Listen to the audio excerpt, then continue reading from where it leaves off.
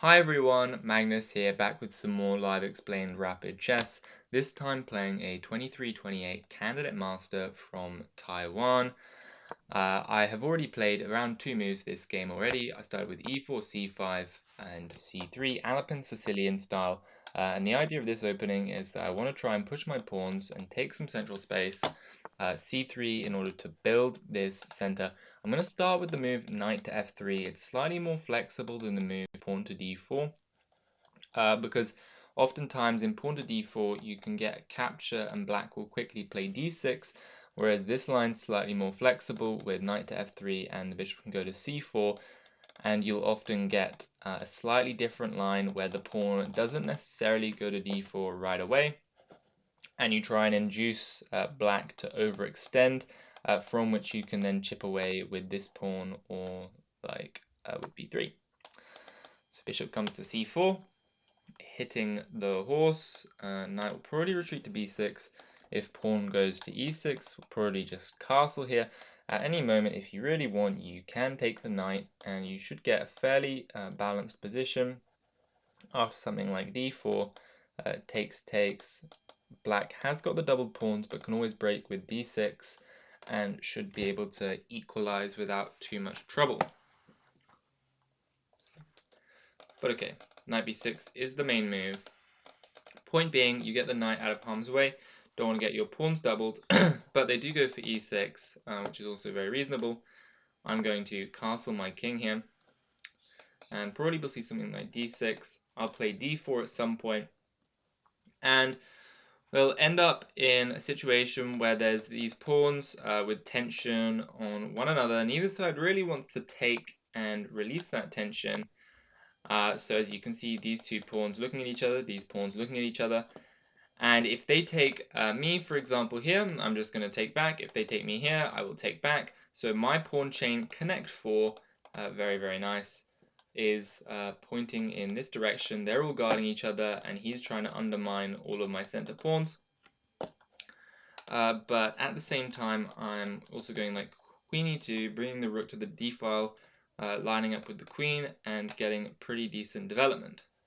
See, I've actually played this guy a bunch of times, have a fairly even record against him, so this should be a good game.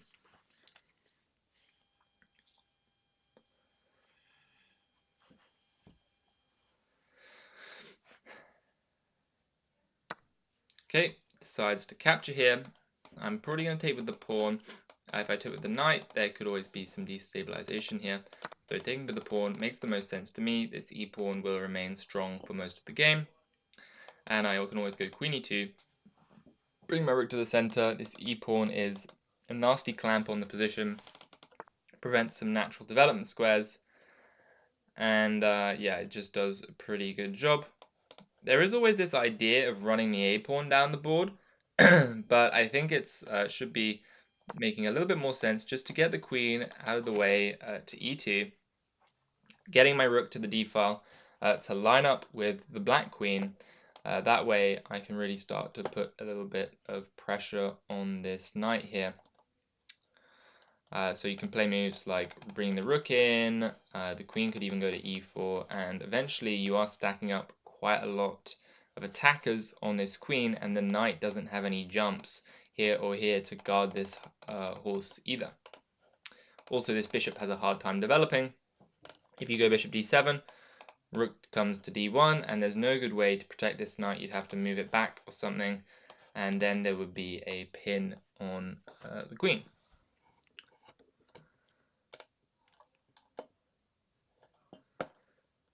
So also looking for some nice jumping squares with my knight. Coming up with where are my pieces, probably a knight here would be quite nice. Potential access towards d6, also pressuring the c5 pawn. And I'm going to have to also come up with where I want my bishop to go. That one's a little bit tougher. The bishop doesn't have any clear development squares, but hopefully after I remove this knight from the d5 square, I should have a nice development square to f4, or e3 for that matter.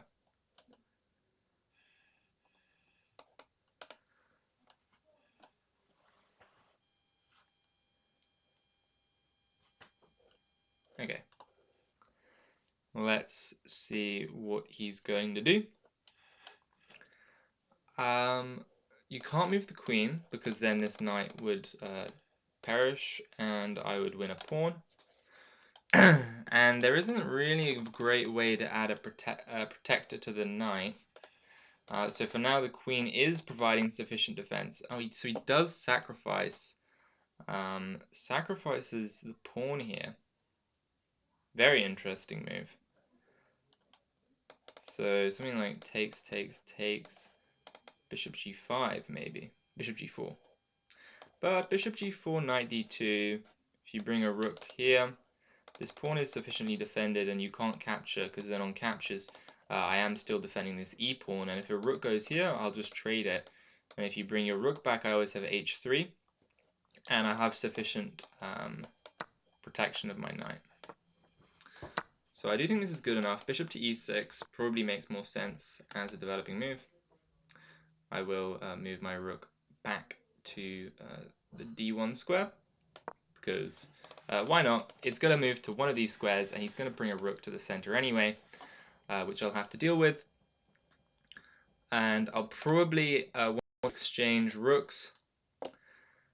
Equally, I could play a move like bishop to f4, and then on this captures, and a rook goes to the d file, I can develop a knight. So I think this might be a slightly better way of getting the pieces out as quickly as I can. My queen will likely end up on the c2 square and will have fairly permanent residence there. So this knight, I am stepping into a pin, but I also can see, actually I'll probably go back to e2. But this knight is very well protected by basically all my pieces, and it's only attacked one time, and I only need one move to get out of a pin and out of danger. So my queen's probably going to go back to e2. So something like this, queen to e2. h6, if he goes g5, that's not impressive. I'll just put my bishop back. And my queen on e2 is now another defender, so something like g5, g4 is definitely not very good. It'll just create a big weakness here. I'll be able to move my knight back. It can always go back to c2. Doesn't really matter where it goes, but what matters is that this g4 pawn will be super weak, so I don't think g5 is very good. Okay, I might even play h3 though, just so that I can get this h2 retreat, also create some lift for the king. I'll have to come up with some way to get my rook into the game without this a pawn falling. Although there is always the question of, let's say I bring my rook to the center and they take this a pawn, can I play a move like pawn to b3 and trap your bishop? That is a very interesting question.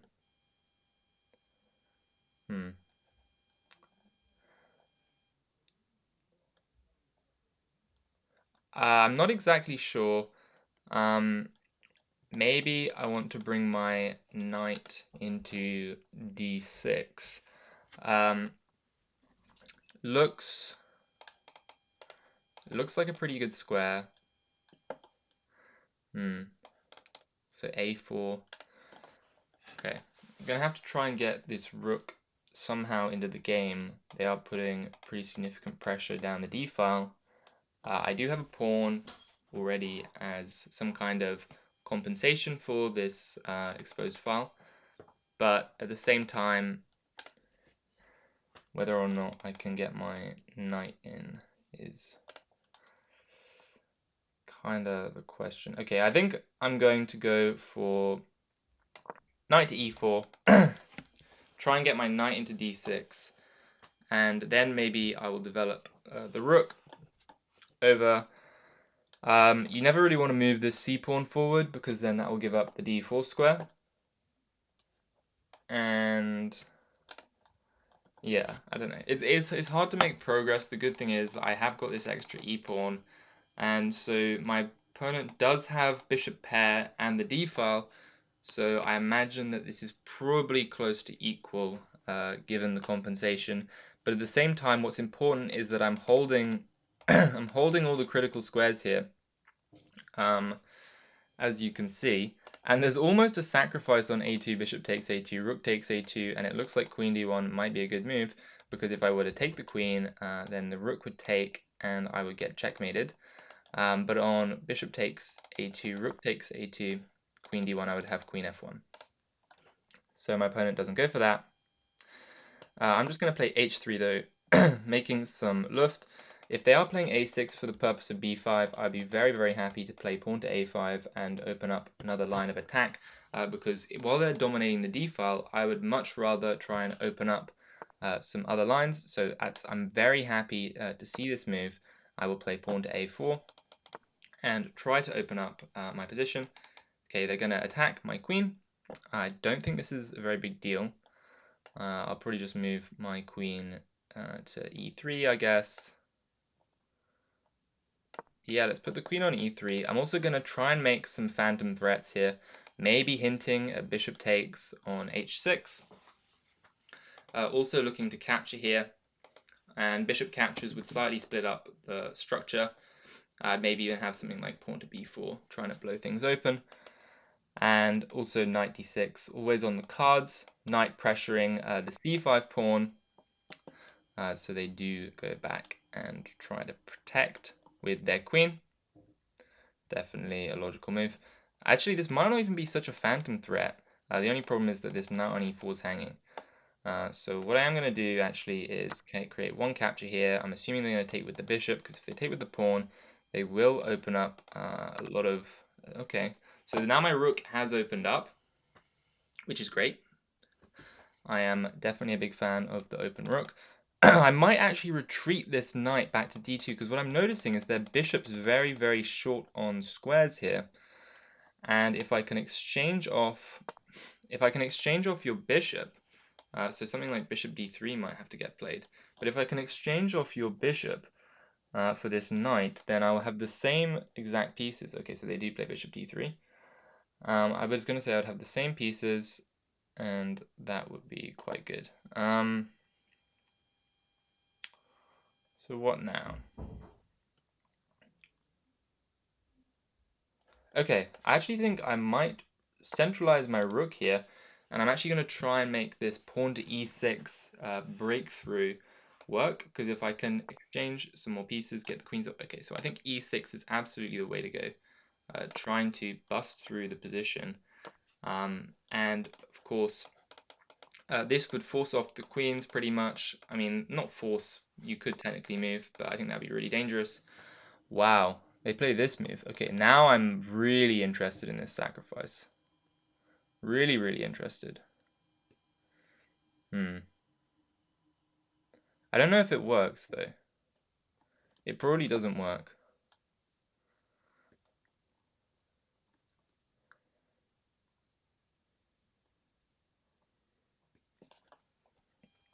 I might actually just start remaneuvering. I might just start maneuvering my knight over to the king side, somewhere where it can easily get into the attack. So if I get my knight to g3, then I think the sack might be much more valid. Okay, so they go for this, trying to attack my bishop. I feel like bishop to c7 makes sense, kicks the rook off the d file. My bishop can always return to the d4 square, like I am pointing out. So I'm thinking of getting my bishop around b6 and then to e5. And it should be able to do quite a lot of damage, given that they've now weakened this f6 pawn. That seems like it could be a new target to attack.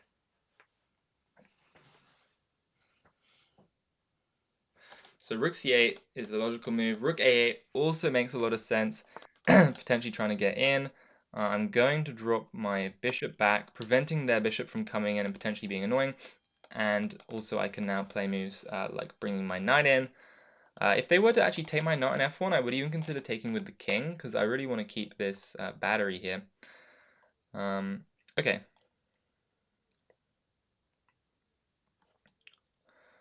So what to do? They might want to try and win this guy.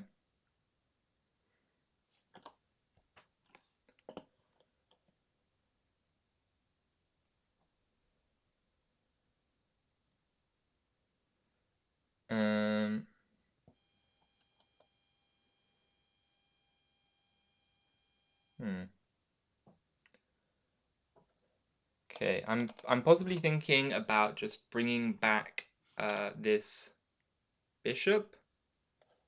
If I bring my bishop here, though, maybe they'll play bishop to f4, and that could trap my queen, maybe.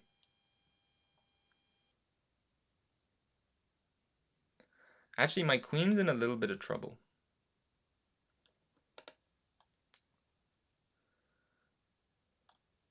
Maybe I should play knight d4 so that on bishop to f4, I have queen to f3.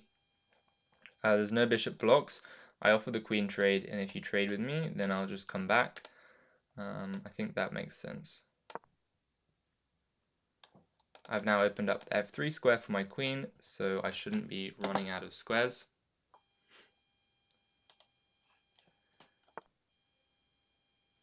Okay.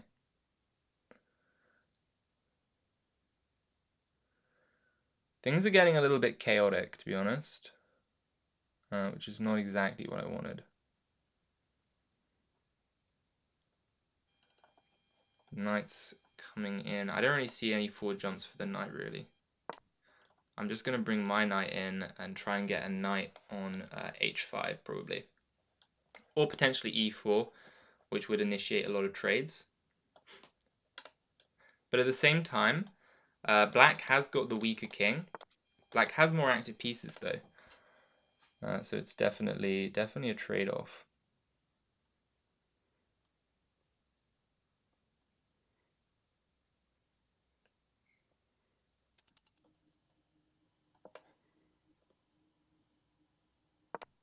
Okay, I'm putting my knight in here to try and capture this pawn. The king doesn't really have any way to defend it because it's blocked off. So potentially you're going to have to try and divert some resources to guarding this f6 pawn. And I could use this as a potential opportunity to try and sneak in the back. At the same time, I like the move queen f3 a lot. Just because, practically speaking, I'm quite low on time, they're quite low on time, I can avoid getting mated. And at the same time, I keep the plus of having this passed pawn here, and I can now reposition my bishop back to properly pressure the pawn. I'm also thinking maybe I should take control of the a file and try and sneak my rook into a7, which could definitely do a lot of damage here. I'm going to get my rook into the a7 square. If you wish to capture my knight, that is fine. Okay, I'm now going to bring my bishop back to this square and put some serious pressure on your position. The rook's now on a forkable square, even though the knight has moved off. Okay, I'm going to capture this guy. And if you take here, I can move up and attack you, forcing the knight back here. I think that position was pretty much collapsed anyway. Good game to my opponent. Yeah, it was +3 in that final position. Let's take a quick look at the analysis, and that should be the game. So, okay, let's see. I had 92.8 accuracy against 87. Starting with e4, going for an Alapin, and this is all relatively standard Alapin ideas. You basically get this e-pawn thorn in your enemy position, and you try and overprotect that pawn and get your pieces to active files, which I did. Okay, so apparently I should have gone for this move. I guess the threat of bishop d3 exists, and you just add even more pressure to this knight. So I guess something like queen e4, knight b6, bishop d3. And on g6, like bishop h6, like rook here, and maybe just even developing the knight. The knight can go, I guess the knight can go to f1 to g3. Might be some plans of pushing here. And definitely white does look significantly better in this position, I agree. But I'm a bit of a greedy pawn grubber. I do love claiming an extra pawn, especially when there's a clear way to finish the development of all the other pieces. I really think white has no real problems here. And after you do consolidate and nurture the extra pawn. I also think b5 was a slight mistake, allowing me to go a4 and try and open up the position, which I did. And yeah, this knight retreat was probably not it. Okay, knight d6 is the way to go. Bring the knight deeper into the position, apparently. But oh, and also you claim the bishop then. Okay, so it was a better way to attack the bishop. That makes sense then, actually. And wait, so if you don't play bishop f8, let's say you go bishop d3 here, then you go rook d1, I guess. No, pawn to b4. I don't really get this. Pawn b4. Now the engine's saying rook to a6. This does look like white's dominating, but I don't really get it, to be honest. No, rook b. I don't. Sometimes the engine just kind of spouts lines that don't really make a lot of sense. F1. So yeah, this was all fine, all pretty logical stuff. The knight came out to h5. Things were starting to get really hairy for the opponent. Queen to f3 is apparently a good move, trying to get the queens off. Mostly it's just a practical move. You get the queens off, and then you pressure this pawn with your pieces, and you've still got the passed e pawn moving down the board and the a file to operate on. So after my rook infiltrated, things were getting pretty desperate. Knight goes here, and my bishop takes, and my point here is that if you check me, I can just go like king g2 something, and then like king h1 or whatever, or maybe even king h1 right away. And there isn't really a good way to stop this this problem here, because if you take, then you get forked, and in fact you get checkmated, because if the king goes here, that's a checkmate, and if the king goes here, that's a nice checkmate with the knight guarding the squares and the pawn supporting the rook. And yeah, and if you decide just to leave it, or if you play king f8, for example, I actually don't see a super clear win. Apparently, knight g7? Oh, knight g7 attacks the rook, and the bishop would take, then you would take.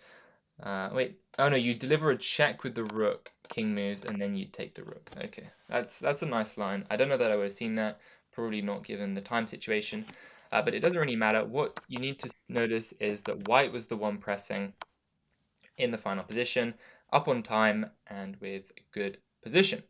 So if you guys did enjoy this video, find it useful, learn a new weapon against the Sicilian, maybe try picking up the Alapin. I do hope that you did. And if you did, please do consider liking and subscribing. And as always, I will see you guys in the next video. Bye.